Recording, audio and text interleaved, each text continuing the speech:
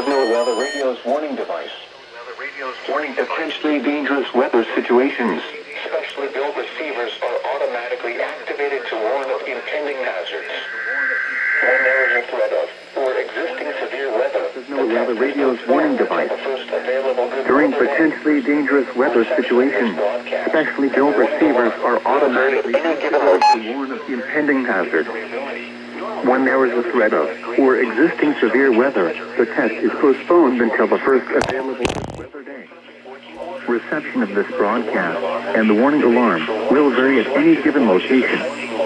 This variability, normally more noticeable at greater distances from the transmitter, may occur even though you are using a good quality receiver in perfect working order.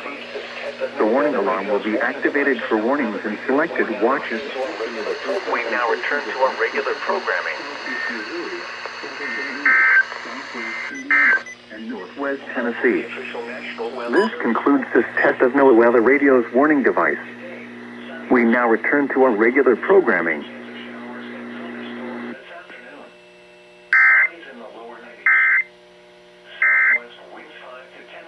When you get